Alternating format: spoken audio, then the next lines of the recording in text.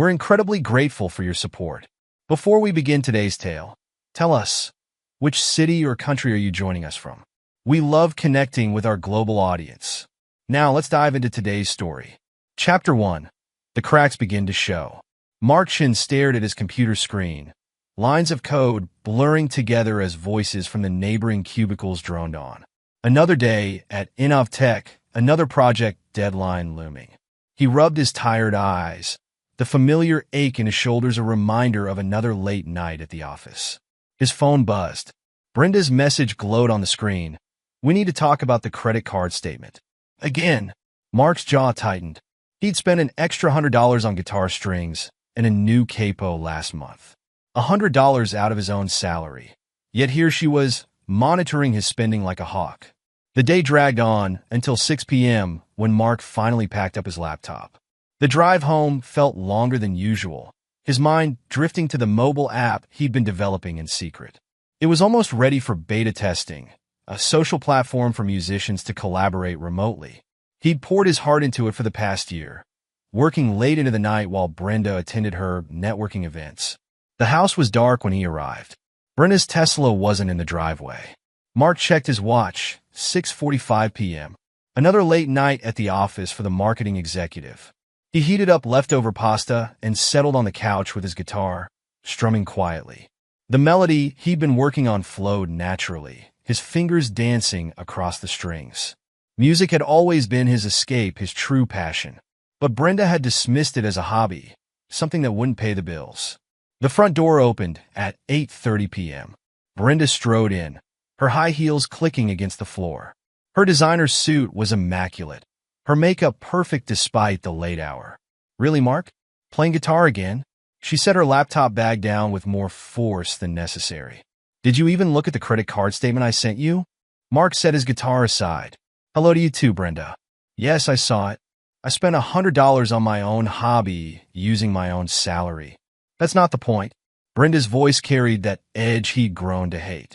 We're supposed to be saving for our future. You're still in the same position you were in 3 years ago, while everyone around you is moving up. Do you know how that makes me look? How it makes you look? Mark stood up, his height advantage doing nothing to intimidate his wife. Is that all you care about? Don't turn this around on me. Brenda pulled out her phone, tapping aggressively. Look at this. Thompson's husband just made partner at his law firm. Sarah's wife just launched her second startup. And you? You're still writing code in a cubicle, playing guitar like a teenager. The words hit harder than she probably intended. Mark's hands curled into fists, then relaxed. I'm working on something. A project that could change everything. Oh, please. Brenda rolled her eyes. Not that app again. Wake up, Mark. You're not a startup founder. You're not an entrepreneur. You're a mid-level programmer who can't even get promoted to team lead. She stormed upstairs, leaving Mark standing in the living room.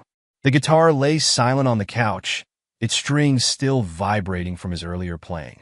Across town, in a trendy wine bar, Brenda sat across from her best friend Chloe, swirling her third glass of Cabernet. You should give him a break, Chloe said, her expression concerned. Mark's a good guy.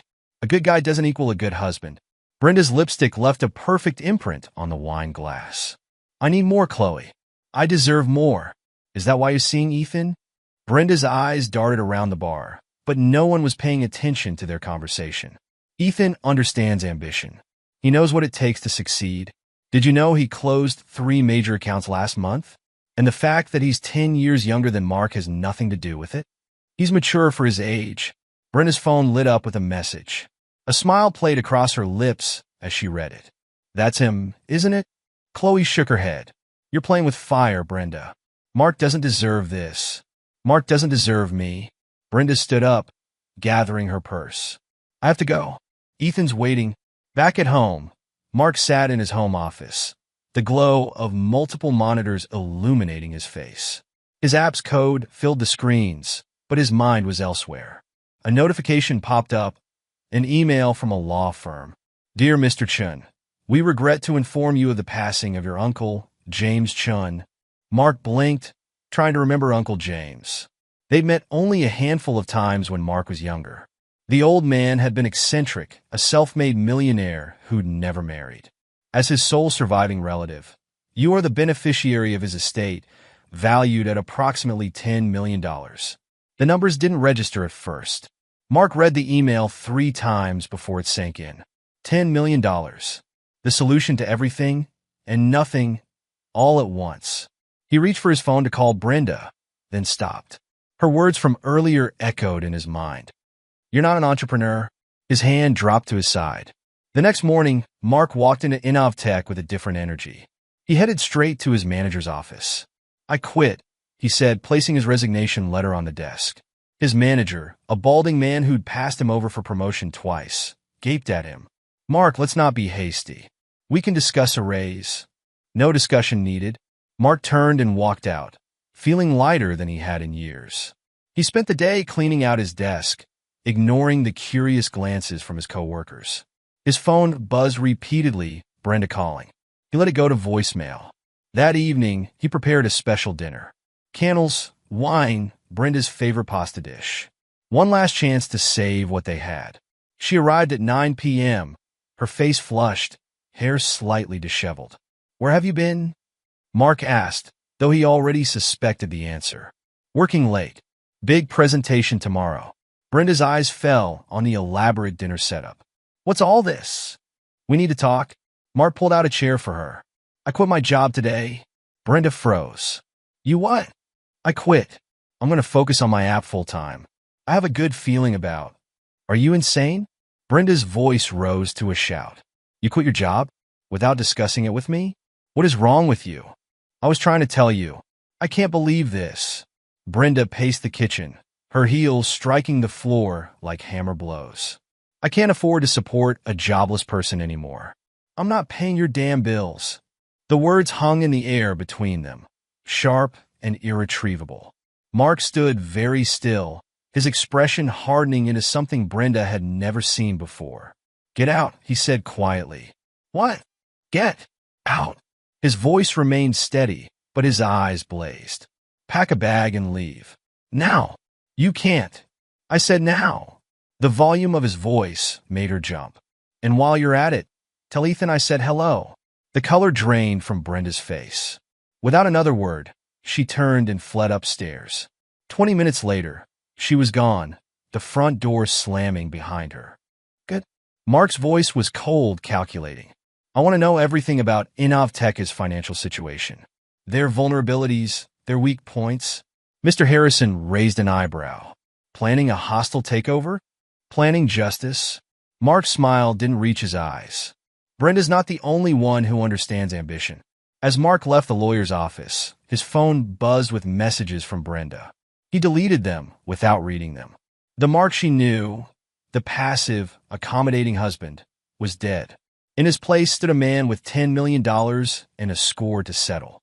He drove to a high-end men's clothing store where a tailor fitted him for custom suits. Next was a luxury car dealership. By sunset, he had the keys to a black Mercedes-AMG GT. That night, in his home office, Mark pulled up Innovtech's financial records. The company was struggling, its stock price falling. Perfect. He opened his laptop and began to type, lines of code flowing faster than ever before. His app would wait. He had a new project now. Across town, Brenda lay in Ethan's bed, staring at the ceiling.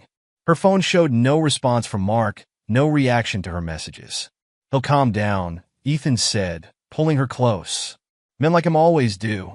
They're weak that way. Brenda wasn't so sure. Something had changed in Mark's eyes when she'd mentioned the bills. Something had broken, or perhaps something had awoken. She didn't sleep that night, haunted by the memory of Mark's expression. For the first time in their marriage, she felt afraid. Not of him, exactly, but of what he might become.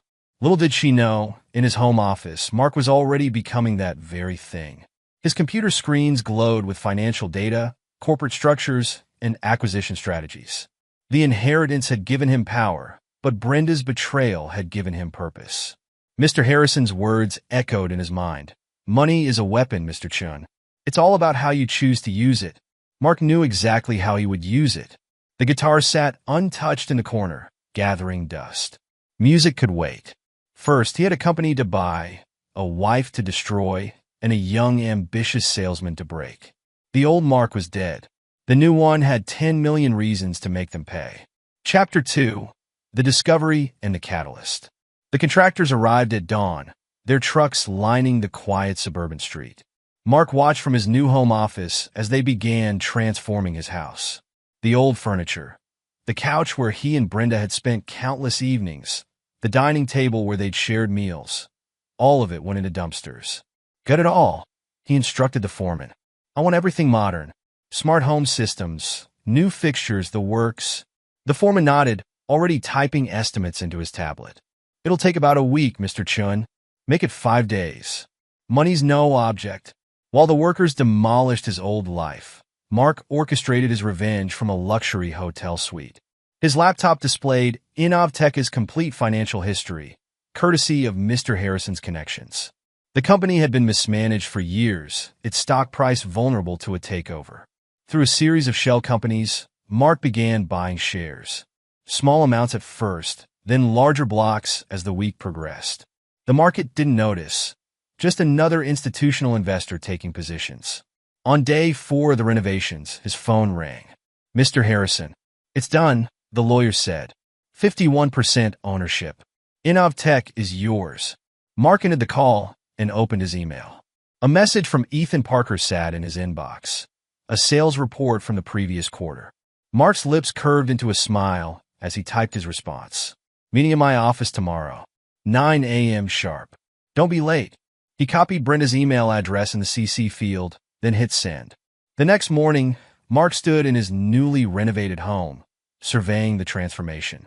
Gone were the warm colors Brenda had chosen, replaced by sleek grays and blacks.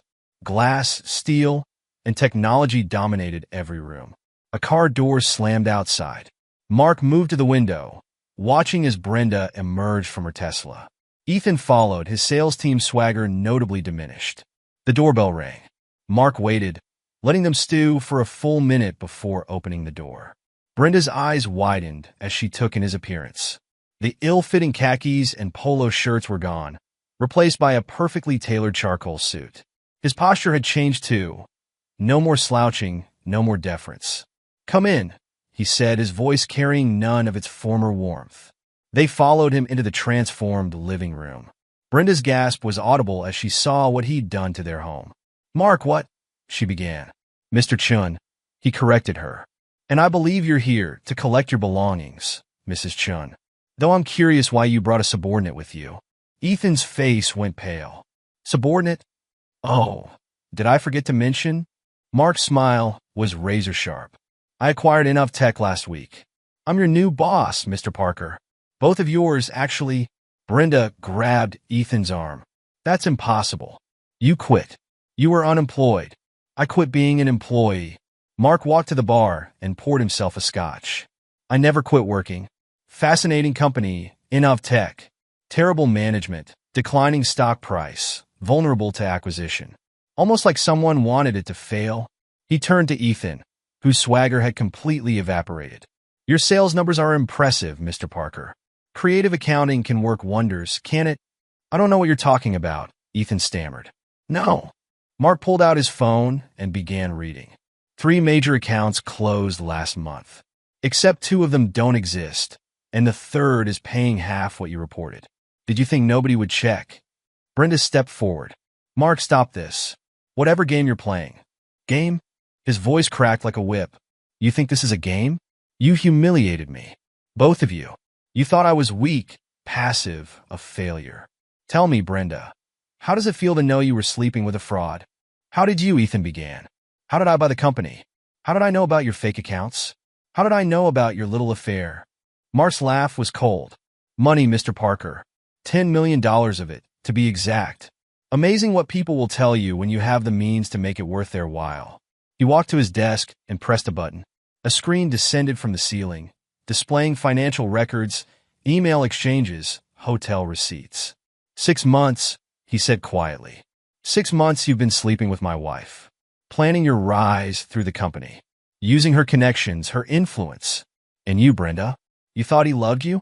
He was using you to get ahead, just like you used me for stability while you chased your ambitions. Brenda's face had lost all color. You're not the man I married. No, Mark agreed. That man was weak. He loved you. He would have forgiven you. He drained his scotch. I killed him the night you walked out. The night you said you wouldn't pay my bills. What do you want? Ethan asked, his voice barely a whisper. What? I want you to suffer. Both of you. But professionally, of course. Mark's smile returned. Mr. Parker, you're being demoted to junior sales associate. Your office is now a cubicle on the 3rd floor. Your salary is cut by 60%. You can't. I can. I own the company. Mark turned to Brenda. As for you, my dear wife, your belongings are in storage. Unit 147 at Safe Store. The code is our wedding date, though I doubt you remember it. Brenda's hands trembled as she gripped her purse. This isn't over. Oh, it's just beginning. Mark walked to the door and opened it. Chapter 3, Assembling the Team. David Wu's apartment was exactly what Mark expected from a genius hacker. Organized chaos. Multiple monitors displayed scrolling code, while circuit boards and computer parts littered every surface. You want me to do what? David pushed his glasses up his nose, staring at the number Mark had written on a piece of paper. Help me destroy the people who betrayed me. Mark handed David a USB drive. This contains everything I have on Innovtech's systems. I need someone who can navigate them. Creatively, David whistled as he plugged in the drive. This is heavy stuff, Mark. We're talking corporate espionage territory. You sure about this? Remember when we were in college, and that professor tried to fail you for challenging his theories? Mark sat on the only clear spot on David's couch. You didn't back down. You proved him wrong, and he resigned in disgrace. That was different, but David was already typing, his fingers flying across the keyboard. That was about truth. This is about revenge. Sometimes they're the same thing. Mark pulled out his phone, showing David a photo of Brenda and Ethan together. They thought I was weak. They used me, humiliated me. Now they'll learn what happens to people who underestimate me. David studied his old friend's face. Gone was the shy programmer who'd helped him debug code during all-night study sessions. In his place sat a man of steel and shadow. I'm in, David said finally. But we'll need help. Someone who can gather intelligence the old-fashioned way. Mark smiled. Already handled. She should be here any minute. The doorbell rang. David opened it to reveal Sarah Chun, no relation to Mark, a former private investigator turned corporate security consultant. Her black suit was impeccable, her expression professionally neutral. Mark told me what happened, she said, stepping inside. I've already started preliminary surveillance. Your wife's not as discreet as she thinks. She pulled out a tablet, displaying photos of Brenda and Ethan at various locations, restaurants, hotels, his apartment building. They're getting sloppy, Sarah continued. Ethan's been talking to headhunters. He knows his position at Innovtech is vulnerable now that you're in charge. Let him try to leave, Mark said coldly. His fraudulent sales records will follow him everywhere. No company will touch him once I'm done. David whistled again as he scrolled through Innovtech's financial records. Man, this Ethan guy really cooked the books. Look at these sales figures. Half of these clients don't exist. Can you prove it? Mark asked. Give me 48 hours. David cracked his knuckles. I'll create a trail so clear even a first-year auditor could follow it. Sarah pulled up another file on her tablet. There's more. Brenda's been embezzling from her marketing budget. Small amounts, but it adds up. She's been funding a secret account. Mark's expression darkened. Our prenup has an infidelity clause. Once we have everything documented, Mr. Harrison will handle the divorce proceedings. Speaking of Harrison, Sarah said, he's clean. I ran a background check. He genuinely wants to help you take them down. Something about his own wife leaving him for his law partner 20 years ago. The next few hours were spent planning. David would handle the technical aspects, monitoring communications, gathering digital evidence. Sarah would manage physical surveillance and background investigations. Mark would coordinate everything from his position as Innovtech's new owner. Remember, Mark instructed as they finalized their plans. Nothing illegal. Everything we do has to be technically legitimate. I want them destroyed, but I want it done properly. Later that night, in his renovated home office, Mark reviewed the preliminary reports from his team. David had already uncovered a pattern of financial manipulation in Ethan's department. Sarah had documented 17 separate meetings between Brenda and Ethan that couldn't be explained by work requirements. His phone buzzed, a text from Mr. Harrison. Papers are ready. Meeting tomorrow at 10 a.m. to discuss strategy. Mark typed a quick acknowledgement, then turned back to his computer. On the screen, security camera footage showed Brenda entering a high-end restaurant. Moments later, Ethan arrived through a different entrance. Amateur, Mark muttered, forwarding the footage to Sarah for their documentation. His personal email pinged, a message from Innovtech's HR department confirming Ethan's demotion. Mark had timed it perfectly. The news would hit just as Ethan was trying to impress Brenda with an expensive dinner. Another email arrived, this one from David. Found something interesting in Ethan's work laptop. He's been planning this for months. Use Brenda to get inside information on company strategies. Have proof he leaked confidential data to competitors. Mark's response was brief. Document everything. Send it to Harrison. The pieces were falling into place. Soon, very soon, they would spring the trap. But first, there was one more move to make. He opened his contacts and dialed a number he hadn't used in months. Hello? Chloe's voice was cautious. It's Mark. I need to know something. Did you know about Brenda and Ethan? A long pause. Yes, she finally admitted. I tried to talk her out of it. I'm so sorry, Mark. Don't be. You're about to witness something extraordinary. He ended the call before she could respond. The next morning, Mark met with Mr. Harrison in the lawyer's wood-paneled office. The divorce papers are ready, Harrison said, sliding a thick folder across his desk. The evidence of infidelity is overwhelming. With the prenup clause, she won't get a penny. Good. Mark flipped through the documents. What about the corporate angle? Harrison's smile was predatory. Even better. The SEC would be very interested in Mr. Parker's creative accounting. One anonymous tip, and his career is over. Not yet, Mark said. I want him to suffer first. Let him think he can salvage his career. Then we'll pull the rug out from under him. You've changed, Mark. Harrison leaned back in his chair. The man who first walked into my office would never have been this ruthless. That man was a fool who trusted too easily. Mark signed the last document with a flourish. This man knows better. Back at Innovtech, Mark watched through the security cameras as Ethan moved his belongings to his new cubicle. The former star salesman's shoulders were slumped, his designer's suit wrinkled. Brenda had been calling all morning. Mark let each call go to voicemail, imagining her frustration growing with each unanswered ring. David's voice came through his earpiece. She's in the parking lot. Want me to let her in? No. Mark stood at his office window, watching Brenda's Tesla circle the lot. Let her wait. She'll get the message eventually.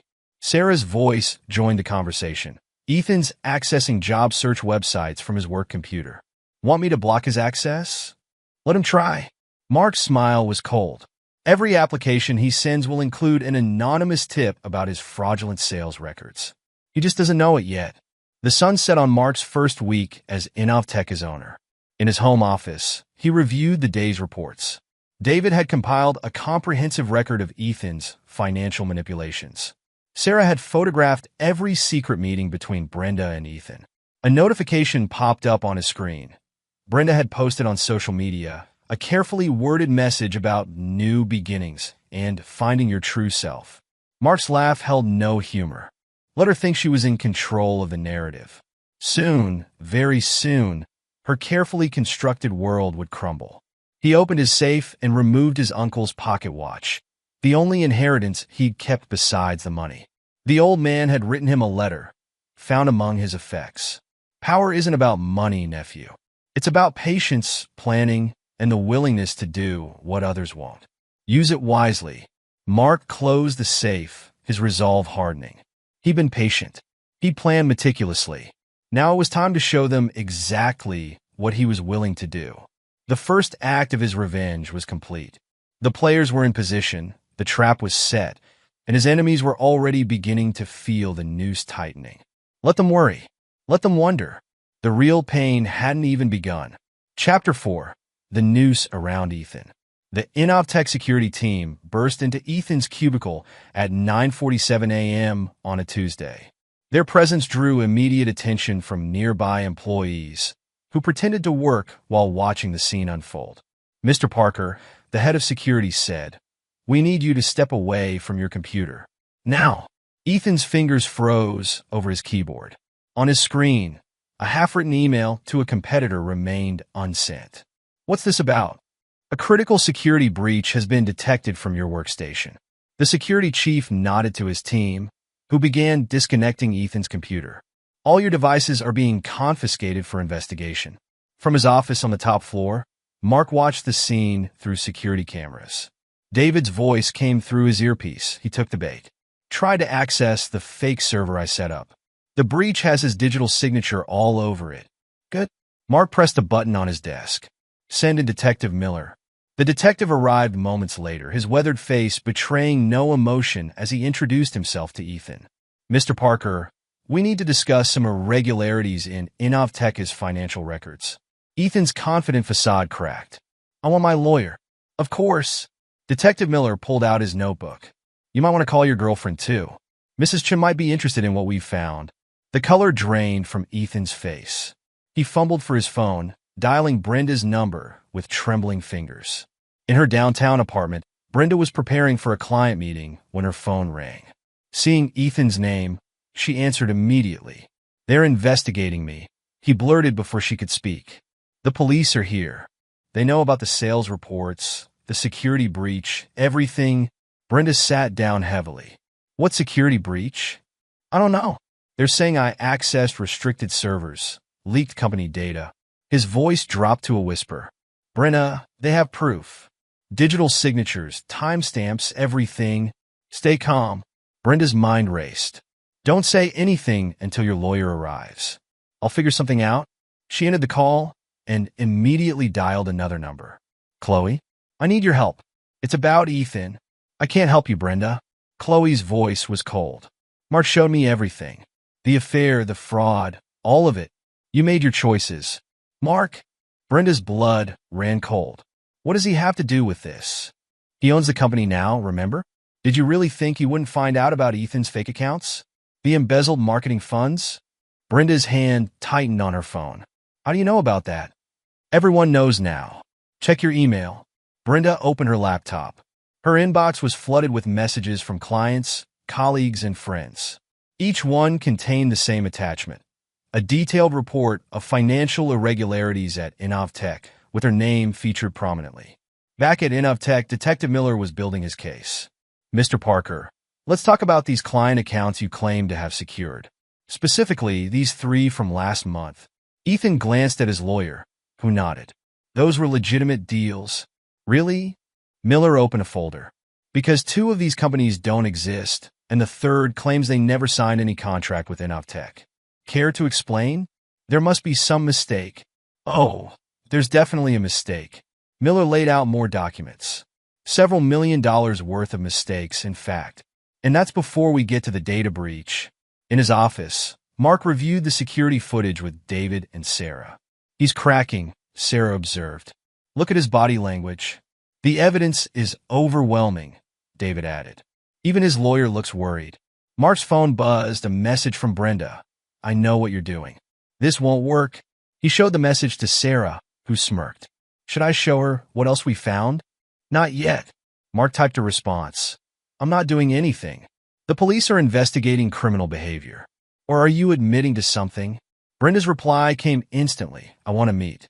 Face to face. Your choice of venue. Bring Ethan." The meeting was set for that evening at a quiet restaurant downtown. Mark arrived early, choosing a table with a clear view of both exits. David's voice came through his hidden earpiece. "Security cameras are working. Audio is clean."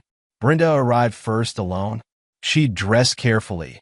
An expensive suit, full makeup, hair perfect. The armor of a woman preparing for battle. "Where's Ethan?" Mark asked as she sat down. "In custody." Brenda's voice trembled slightly. "They're holding him for questioning about the security breach." "What did you do, Mark?" "I didn't do anything." Ethan accessed restricted servers, tried to steal company data. The digital logs are quite clear. "This is insane. You're framing him." Mark leaned forward. "Am I? Did I fake his sales reports too? Create imaginary clients? Forge his signature on fraudulent contracts? You're enjoying this, aren't you?" Brenda's eyes narrowed. Destroying his career, humiliating us both. Enjoying it? No. Mark's voice was ice. This isn't about enjoyment. This is justice. You thought I was weak, remember? A burden. Someone who couldn't pay his own bills. I was angry when I said that. You were honest. Mark signaled the waiter for coffee. For the first time in our marriage, you showed me exactly who you are. A shallow, materialistic woman who married me for stability while she hunted for something better. That's not true. No. Mark pulled out his phone, playing a recording.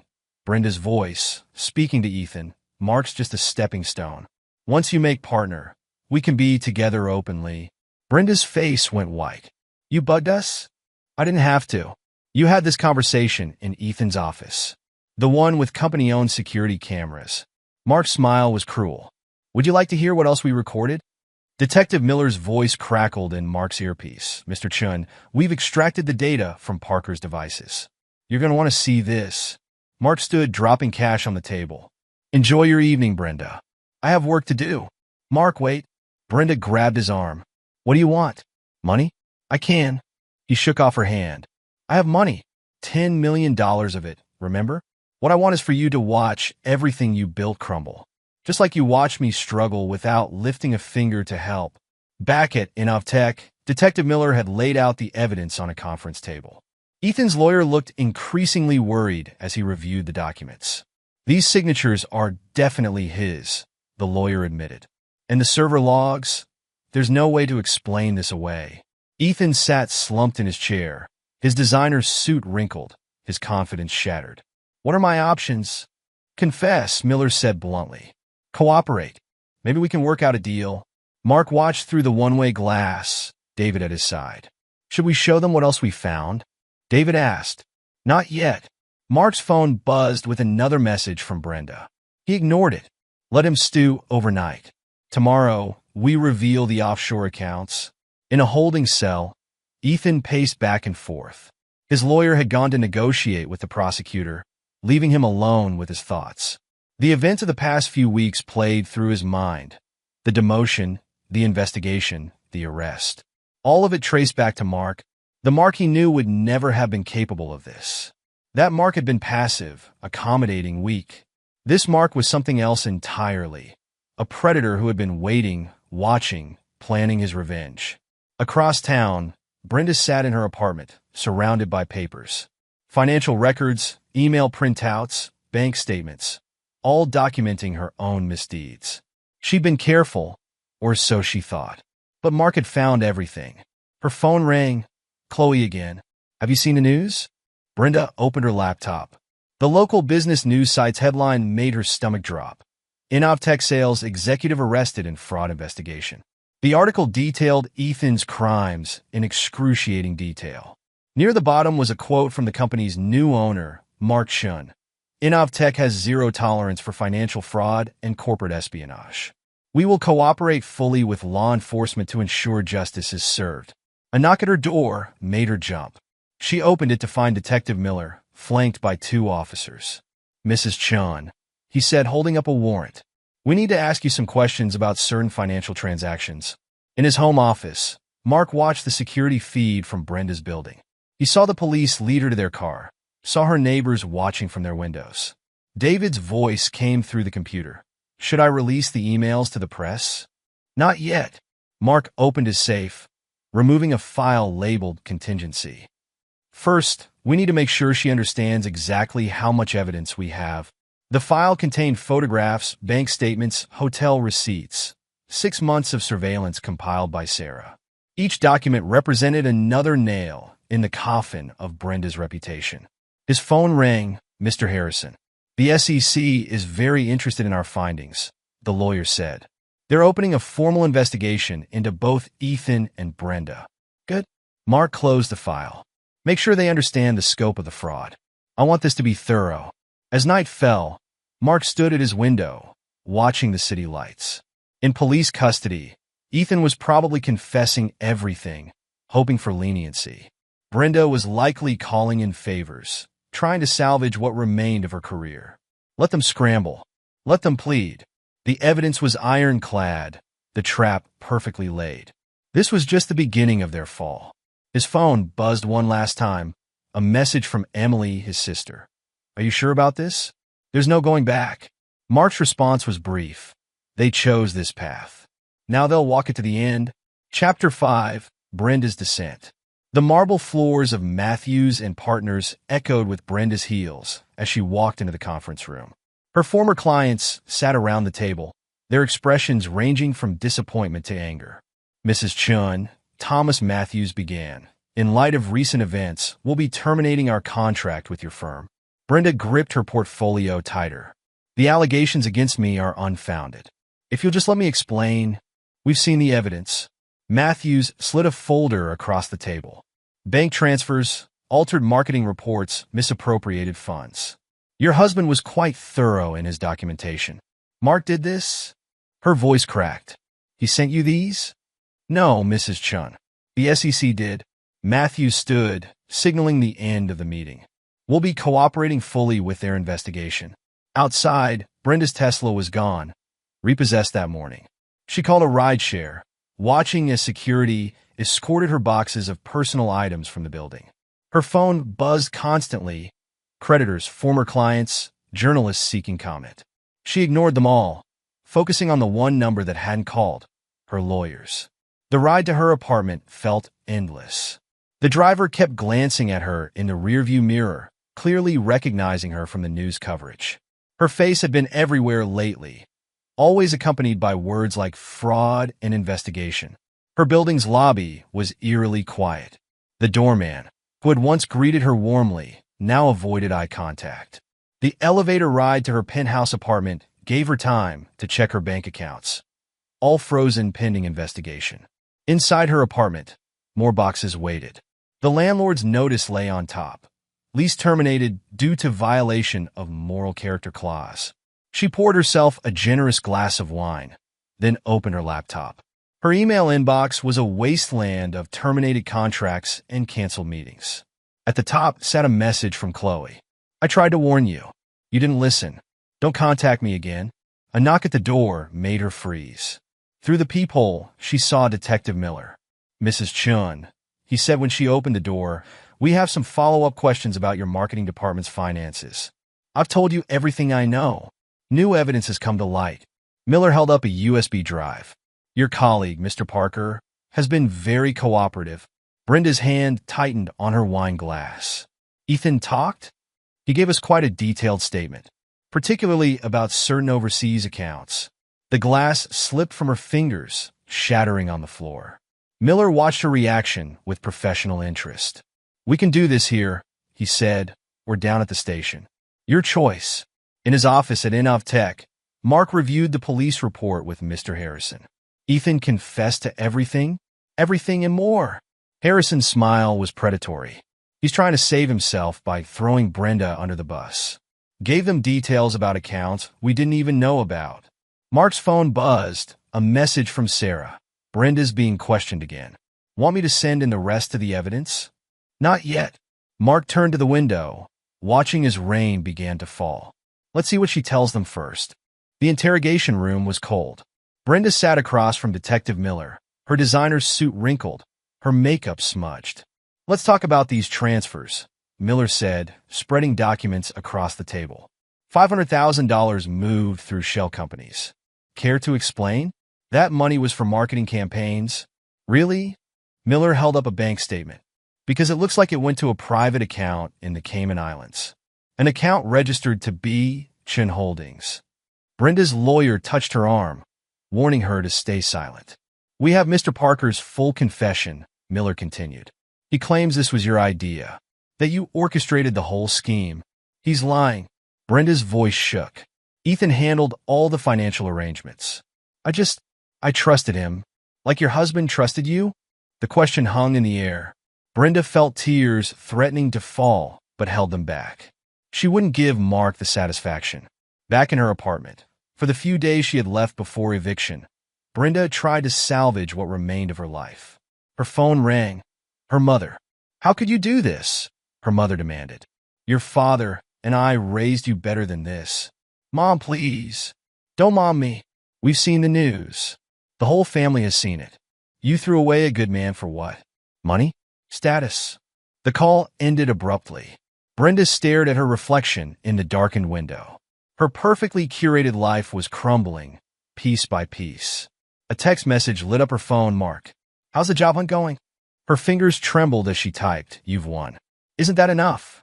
His response was immediate. "Won? This isn't a game, Brenda. This is consequences." Another message followed. "There's still an entry-level position open in Innovtech's marketing department. Starting salary is $35,000. The phone slipped from her fingers. $35,000. Less than she spent on clothes last year. Less than her monthly mortgage payment.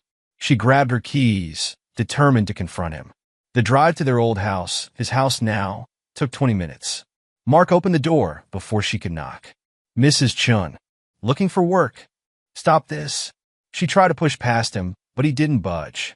"You've destroyed everything. What more do you want?" "Want?" His laugh was cold. "I want you to understand what it feels like to lose everything.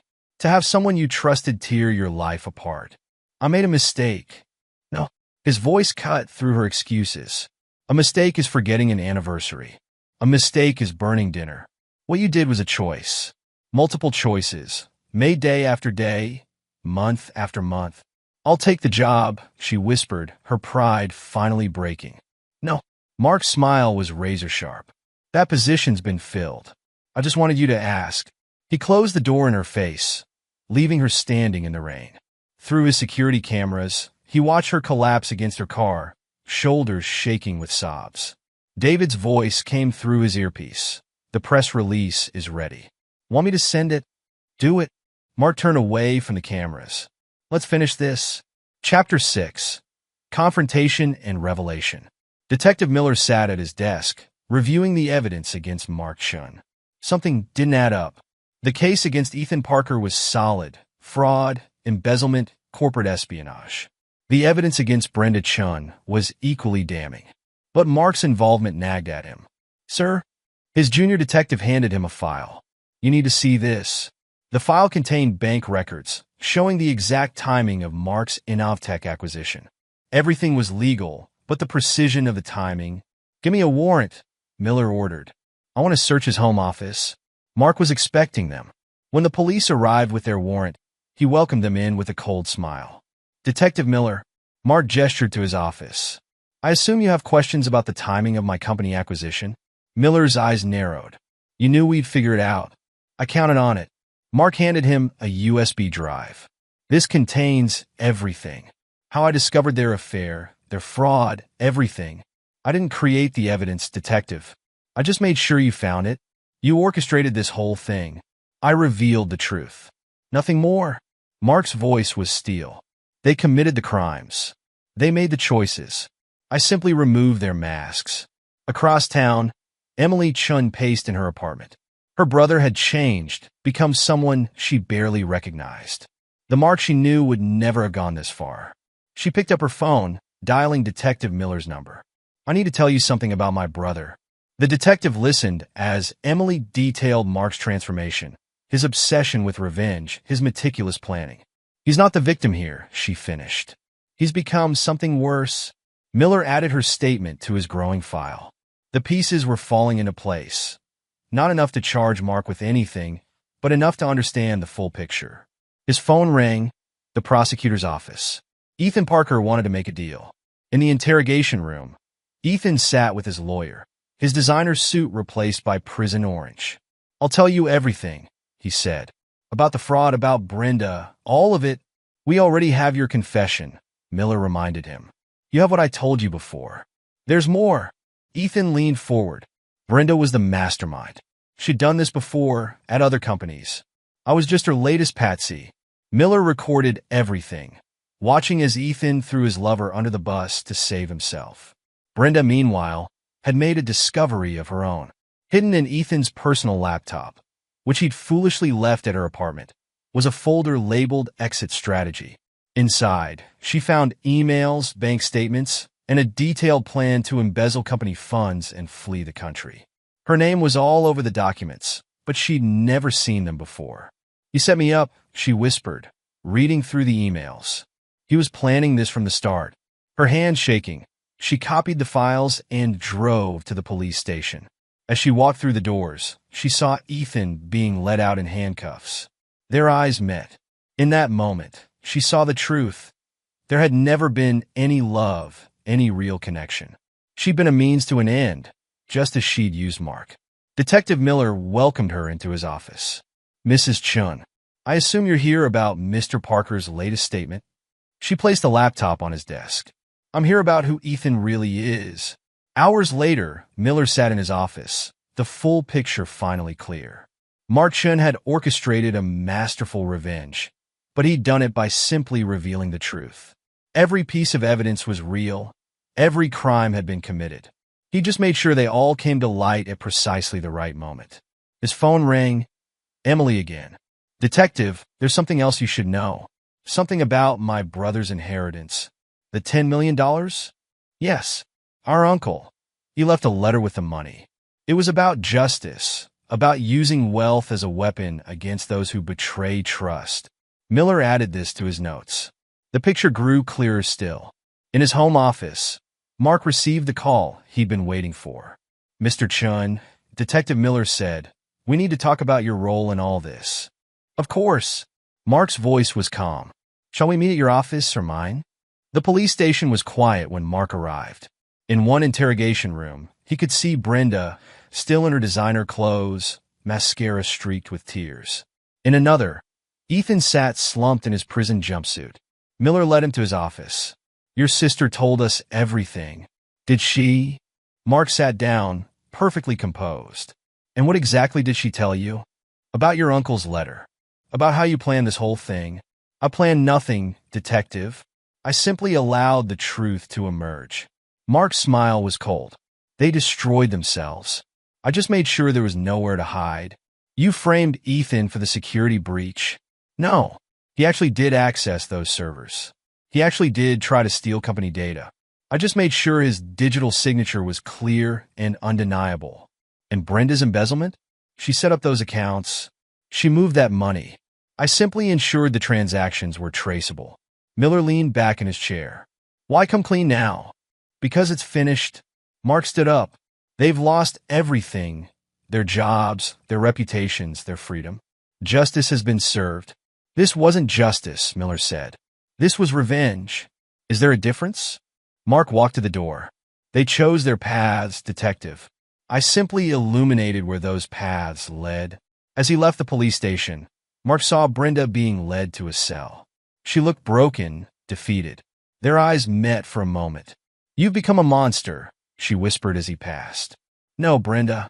His voice was ice. "You wanted a monster? Here he is." He walked out into the night, leaving behind the wreckage of 2 lives. His phone buzzed. "Emily." "I had to tell them," she said. "You went too far." "No, sister." Mark's voice softened slightly. "I went exactly far enough." The media coverage the next day was brutal. Corporate power play ends in arrests.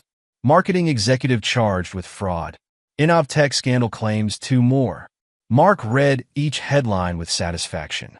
David and Sarah had done their jobs perfectly, leaking information at just the right moments, creating a media narrative that painted the full picture of betrayal and justice. Detective Miller's final report sat on his desk, a masterpiece of understatement. No charges against Mark Chun. Everything he'd done was technically legal. He'd simply revealed the truth at the most devastating possible moment. The sun set on the end of Act 2, casting long shadows over the ruins of lives carefully destroyed. In his office, Mark raised a glass to his uncle's portrait. "You were right," he said softly. "Power isn't about money. It's about the will to use it." His phone buzzed one last time, a message from Mr. Harrison. "It's done. They'll both serve time." Mark deleted the message without responding. The web had tightened, the prey was caught, and justice, his version of it, had been served.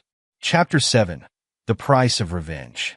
Mark sat in the defendant's box, his tailored suit a stark contrast to the institutional grays of the courtroom. The judge's gavel echoed through the chamber as the proceedings began. "Mr. Chun," the prosecutor addressed him, "you arranged the systematic destruction of 2 people's lives. How do you plead? Not guilty. Mark's voice carried across the silent courtroom. I merely exposed their crimes. The trial had drawn media attention from across the country. Reporters filled the gallery, their pens scratching against notepads as the prosecutor laid out the case. The defendant used his position and wealth to orchestrate a campaign of revenge, the prosecutor continued. He manipulated evidence, staged incriminating situations. Objection, Mark's lawyer interrupted. The prosecution has no evidence that my client fabricated anything. All evidence presented was genuine. Sustained, the judge ruled. In the witness box, David Wu shifted uncomfortably under cross-examination. Yes, I helped monitor their communications, but we only tracked what was already there. We didn't create anything, and the security breach Mr. Parker was accused of, he accessed those servers on his own. I just made sure the logs were clear and undeniable. Sarah Chun took the stand next. Her testimony was professional, detached. My surveillance was standard procedure for corporate security. Everything I documented actually happened. The prosecution's case began to unravel. Each piece of evidence they challenged proved genuine. Each witness they called only confirmed the legitimate nature of Mark's actions. Emily sat in the gallery, watching her brother. She thought her testimony would help bring him down, show the world what he'd become. Instead, it had only highlighted how perfectly he'd orchestrated his revenge within the bounds of the law. During a recess, she approached him in the courthouse corridor. Mark, this isn't what Uncle James would have wanted. You didn't know him, Emily. Mark's voice was cold.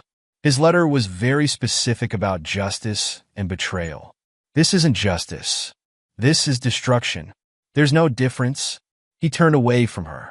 You chose your side, sister. Live with it. Back in the courtroom, Detective Miller testified about his investigation. We found no evidence of fabrication. The defendant exposed real crimes using legal methods. But the timing? The prosecutor pressed. The coordinated release of information? Suspicious but not illegal. Mr. Chen used his resources to uncover truth, not create lies. The trial lasted 2 weeks. Mark sat through it all, unmoved by testimony about Brenda's financial ruin or Ethan's psychological breakdown in prison. When the verdict came, it was unanimous. Not guilty on all charges. Outside the courthouse, reporters swarmed him. Mr. Chun, do you regret your actions?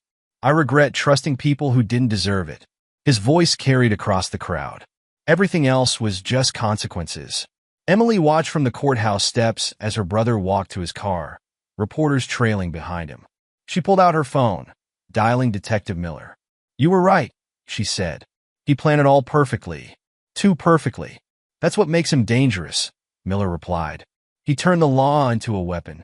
In his cell, Ethan Parker received news of Mark's acquittal. The former sales executive had aged years and months, his confident swagger replaced by nervous tension. His lawyer visited that afternoon. They denied your appeal. The fraud charges stand. But Chen orchestrated everything. He orchestrated the discovery, not the crimes. The lawyer packed his briefcase. You did commit fraud. You did cook the books. You just made sure you couldn't hide it. Across town, in the women's correctional facility, Brenda sat in the prison library. Her designer clothes were replaced by an orange jumpsuit, her manicured nails cut short. The guard brought her a newspaper. Mark's acquittal made the front page, along with a quote, "Justice isn't about revenge. It's about truth." She crumpled the paper, remembering their last conversation in the courtroom. She tried to apologize, to explain. He'd looked through her as if she didn't exist. Mr. Harrison visited Mark in his office after the verdict. The appeals court upheld both convictions. 5 years for him, 3 for her. Good. Mark signed the last document transferring Innovtech to new ownership. What about the civil suits? They'll lose everything. Your uncle would be proud. No. Mark stood, walking to the window. He'd understand. There's a difference. The media coverage continued for weeks. Legal experts debated the case. Psychologists analyzed Mark's transformation. Business journals wrote about the corporate takeover angles. Through it all, Mark remained silent, letting his actions speak for themselves. He destroyed 2 lives without breaking a single law, turned justice into an instrument of revenge.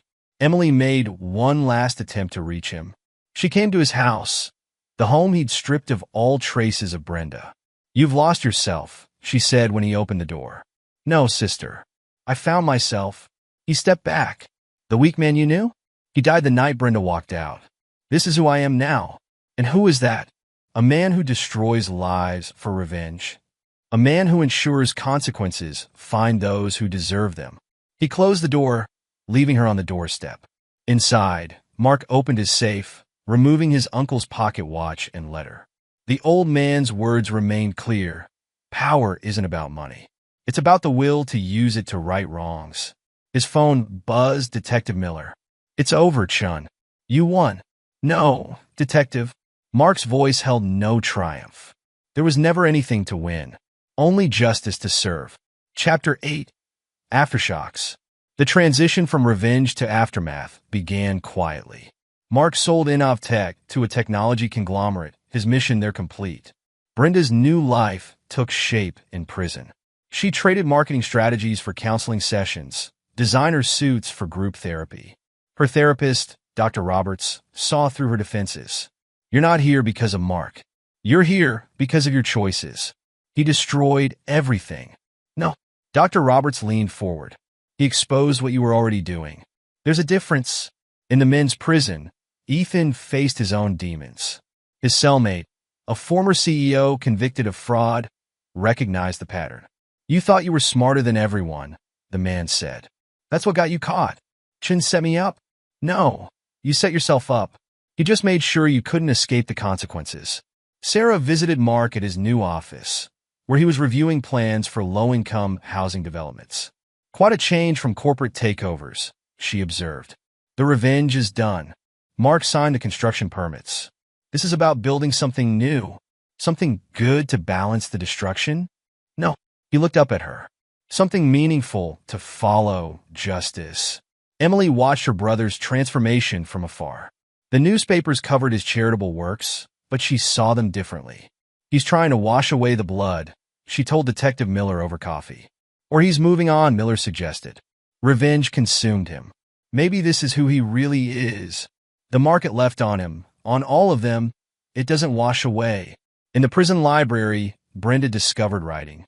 Her first attempts were angry, bitter screeds about betrayal and revenge. Dr. Roberts read them all. "You're still blaming others. When will you look at your own choices?"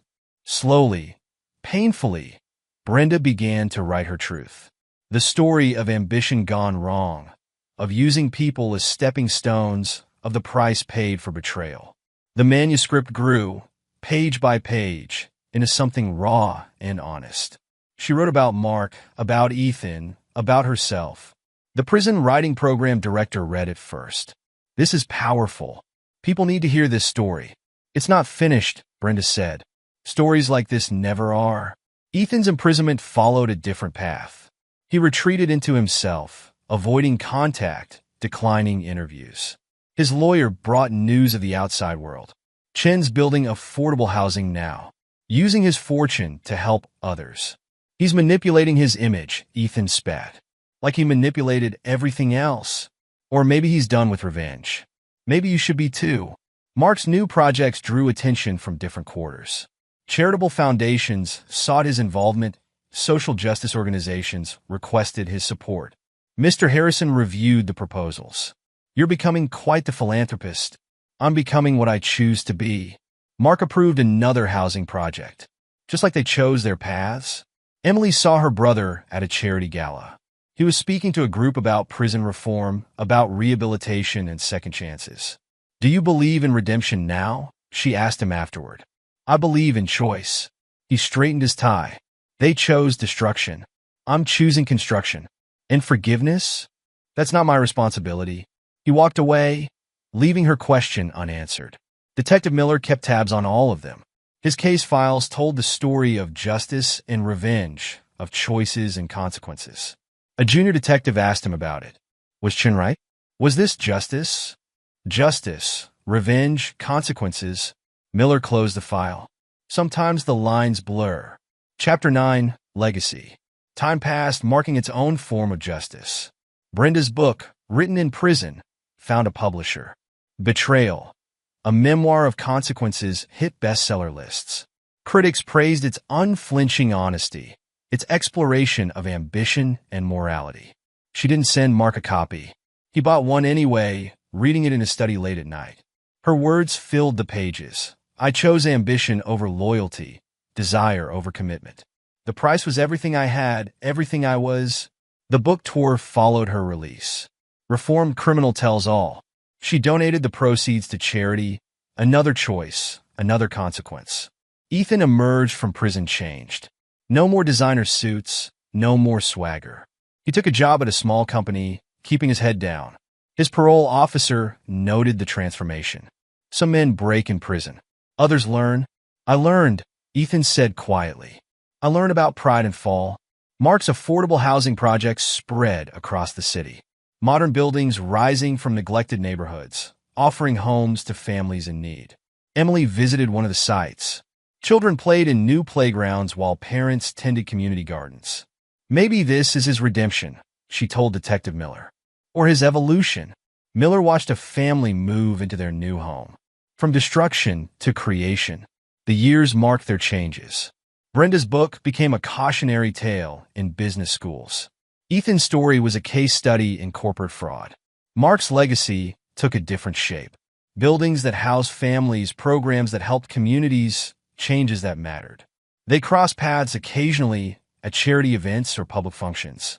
No words were exchanged, no acknowledgments made. The final meeting came unexpectedly. Mark found Brenda waiting outside his office one evening. I'm not here for forgiveness, she said. Good. He held the door open. Why are you here? To understand. All this, she gestured at the plans for new community centers. Is this redemption? No. He sat behind his desk. This is choice. Like your choices, like Ethan's choices. You destroyed us. You destroyed yourselves. I just made sure you couldn't hide from it. She left his office understanding finally. Not forgiveness, not redemption, but consequence. Pure, inescapable consequence.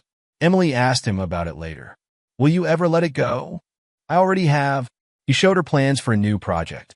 This isn't about them anymore. This is about what comes next. Detective Miller retired, passing the files to a new generation. His successor asked about the case that defined his career. Chen's revenge wasn't about destruction, Miller explained. It was about truth. Brutal, uncompromising truth. The city changed around them. Mark's buildings rose, offering hope to families who needed it. Brenda's book touched lives she'd never meet. Ethan's quiet redemption played out in small acts of honesty. The final chapter wrote itself in choices. Mark chose creation over destruction. Brenda chose truth over pretense. Ethan chose humility over pride. Emily saw her brother one last time at their uncle's grave. He placed a pocket watch on the headstone. Was it worth it? She asked. It wasn't about worth. He stepped back. It was about justice. Clean, cold justice. The watch remained on the grave, marking time's own revenge. The old man's letter, framed in Mark's office, had the last word. Power serves justice. Justice serves truth. Truth serves consequence. All else is choice. They all lived with their choices. Mark built his legacy in steel and concrete. Brenda wrote her truth in words that would outlast her. Ethan found his peace in simple honesty. The story ended as it began, with choices and consequences, justice and truth. No forgiveness, no reconciliation, just the pure mathematics of cause and effect. Mark looked out over his city one last time. Buildings he'd built reached toward the sky, each one a choice, each one a consequence. Not revenge anymore, not destruction, just the truth he'd forced them all to face, himself included. The monster Brenda accused him of becoming had evolved into something else. Not better, not worse, just different.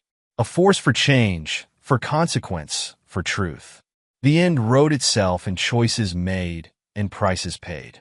No shadows remained. No debts unpaid. Just truth, cold and clean and final. Justice served at last. Epilogue, 10 years later.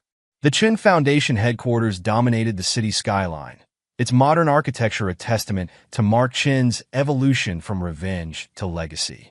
Inside his top-floor office, Mark reviewed the latest reports from his affordable housing projects while CNN played silently on a wall-mounted screen. A notification popped up on his computer. Brenda's latest book had just hit the New York Times bestseller list. After the fall, Rebuilding from Rock Bottom marked her third successful publication since her release from prison. Mark opened Amazon, reading the synopsis without expression. Unlike her first memoir, this one focused on helping others avoid the pitfalls of unchecked ambition. The reviews praised its practical insights and unflinching honesty. His intercom buzzed. "Mr. Chun, Detective Miller is here. Send him in?" Mark closed the browser. Miller had aged well in retirement, though his hair had gone completely gray. He carried a familiar file, the one that had documented Mark's revenge all those years ago. "Still keeping tabs on me?" Mark gestured for him to sit. "Old habits." Miller placed a file on the desk. "Just finished training a new batch of detectives. Used your case as a study in legal revenge. And what did they learn? That the law can be a weapon sharper than any blade." Miller leaned back. "Saw Ethan Parker last week." Mark's eyebrow raised slightly. "How's my former employee?" "Running a small accounting firm in Minnesota. Specializes in fraud prevention, ironically. He teaches companies how to spot the kind of schemes he used to run. Redemption through confession." Mark's voice held no emotion. "And Brenda? You know exactly how she's doing. Your foundation just approved funding for her prison rehabilitation program. The program has merit. Her involvement is irrelevant." Miller studied the man before him. 10 years had added distinguished silver to Mark's temples, but his eyes remained the same, calculating, unforgiving. "Your sister asks about you," Miller said. "Emily made her choice." Mark stood, walking to the window. "She chose to testify against me. She chose truth. Like you did." "No, I chose justice. There's a difference." The view from his office showcased the results of that choice. Chin Foundation housing projects dotted the landscape, providing homes for thousands. Community centers, job training facilities, rehabilitation programs, all bearing the Chun name. "You've built quite a legacy," Miller observed. "Legacy is just another word for consequence." Mark turned back to his desk. "Speaking of which, how's David? Your former hacker? Running cybersecurity for a Fortune 500 company. Still won't touch anything borderline illegal. Says one brush with revenge was enough." Mark's phone buzzed, a message from Sarah Chun, who had stayed on as his head of security. "Brenda's publisher is requesting a meeting." "No," he typed back. Miller watched the exchange. "She's not the same person who betrayed you. No one stays the same. That's not the point. Then what is?" "Consequences don't require change. They simply are." The conversation was interrupted by Mark's assistant. "Sir, the board meeting for the new rehabilitation center starts in 10 minutes. "Thank you, Jessica." Mark gathered his papers. "Coming to the opening ceremony next month, detective? Wouldn't miss it. Quite a guest list, governor, mayor, business leaders. And Brenda, giving the keynote speech about rehabilitation." Miller's surprise must have shown on his face. "Don't misunderstand," Mark said. "I approve her as speaker because she's qualified. Her experience serves the Foundation's mission. Nothing more. After all these years, you still won't forgive her." "Forgiveness isn't part of consequence."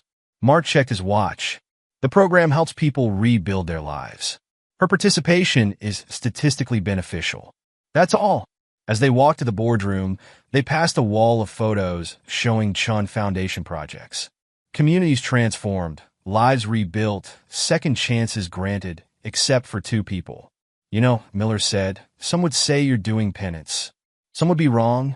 Mark's voice was firm. "This isn't about redemption. It's about choice. I chose to build instead of destroy. Simple math." The boardroom filled with executives and project managers. On the screen, architectural plans displayed the new rehabilitation center, a modern facility designed to help ex-convicts transition back to society. "Mr. Chun," one of the board members began, "the publicity around Mrs. Chin's involvement is irrelevant to our mission." Mark cut in. "Focus on the program's metrics." After the meeting, Miller lingered. "Heard from Chloe lately? Brenda's former friend?" Mark shook his head. She runs a successful PR firm now, occasionally consults for the foundation, and Sarah, still the best security chief in the business. She understood consequence from the beginning. Mark's phone buzzed again. Emily. After 10 years, she still tried to reach out monthly. He deleted the message without reading it. She's still your sister, Miller said. Biology isn't choice. Mark returned to his office. She chose her side during the trial. The afternoon brought another meeting, this time with the foundation's legal team.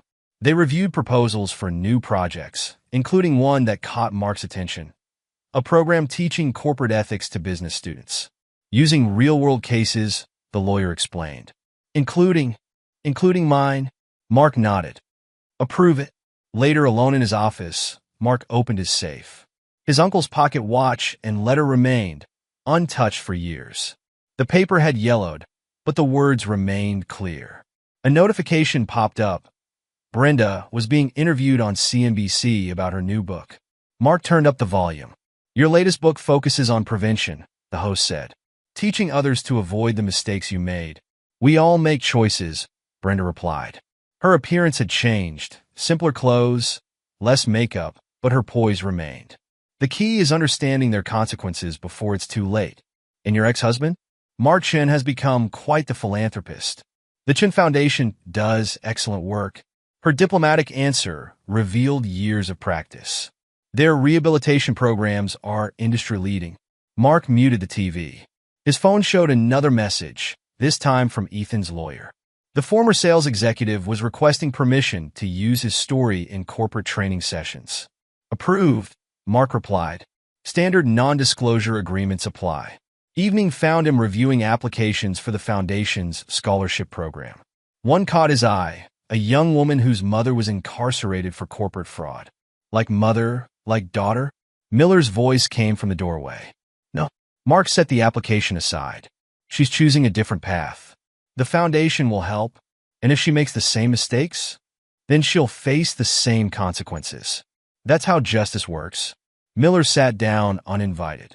After all these years, I still can't decide if you're the hero or villain of this story. There are no heroes. Mark closed the application file. Only choices and consequences. And the foundation? All this good work is a choice. Like their choices. Like my choice to expose them. But you've helped thousands. Changed lives. Given second chances. Numbers don't erase consequences, detective. They just add to the equation. As night fell over the city, Mark stood at his window. Below, a Chen Foundation van delivered supplies to a homeless shelter. Across town, lights burned in the foundation's job training centers. Tomorrow, more lives would be changed. His phone buzzed one final time, a message from Mr. Harrison, now retired but still watching. 10 years, Mark. Maybe it's time? Time doesn't change truth, he typed back. The next morning brought news that Ethan's fraud prevention program had won a national award. The press release mentioned his own crimes, his imprisonment, his change. Brenda's publisher tried again, requesting Mark's participation in a charity event. Both their names would draw attention, increase donations. The foundation will match all contributions, he replied. I will not attend. Emily made one last attempt. Brother, after 10 years, his response was the same as always, silence. At the Rehabilitation Center's opening ceremony the following month, Mark stood at the podium. Cameras flashed as he announced the foundation's latest initiative, a nationwide program combining housing, job training, and psychological support. Brenda gave her speech next, never looking in his direction. Her words were powerful, honest, earned through hard experience. The audience was moved. They passed each other afterward, close enough to speak. Neither did. Still, Miller asked later. Always. Mark straightened his tie.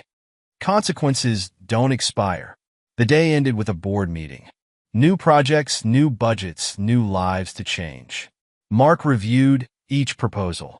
The foundation's work, a board member observed, it's changing the narrative about you. Narratives are irrelevant. Results matter. 10 years had transformed them all. Brenda, from ambitious executive to advocate for reform. Ethan, from fraudulent salesman to fraud prevention expert. Emily, from loving sister to estranged family. And Mark, From revenge to reconstruction, from destruction to development. But never to forgiveness. Never to forget. His uncle's letter, framed on his office wall, had the final word: power serves justice. Justice serves truth. Truth serves consequence. Below it, Mark had added his own line: consequence serves choice. The Chun Foundation continued its work, changing lives, offering chances. Mark Chun continued his path, building legacy from revenge's ashes. Brenda wrote her books, taught her lessons, helped others avoid her fate. Ethan trained corporations, preventing the frauds he once committed. They all moved forward, carried by time's current. Changed but not forgiven. Transformed but not excused. In his office each evening, Mark reviewed the day's work. Numbers showed lives improved, communities transformed, opportunities created. But 2 files remained in his safe, untouched, unchanged. 2 betrayals preserved in paper and evidence. 2 consequences, permanent as stone. The city grew around them, marked by Chun Foundation buildings reaching skyward. Each one a choice, each one a consequence. Legacy wrote itself in steel and stone, in changed lives and second chances. But never in forgiveness. Never in forget. Time passed, marking decades instead of years. The story remained, taught in business schools, dissected in ethics classes. A tale of betrayal and revenge, transformed into a foundation of change. But never erasure. Never redemption. Mark Chun's legacy grew, measured in lives improved and communities transformed. But 2 lives remained marked, 2 betrayals unforgiven. Consequence pure as mathematics. Choice clear as dawn. Justice served forever in silence between 3 people who chose their paths and paid their prices. The end wrote itself in steel and stone, in books and programs, in silence and consequence. Time changed everything except the truth. And truth, like consequence, remained eternal. And there you have it. Another story comes to an end. What did you think? I'd love to hear your thoughts in the comments below. If you enjoy this story, consider joining our community by subscribing. It means the world to us. For more stories like this one, check out the recommended videos on screen. And I'll see you there.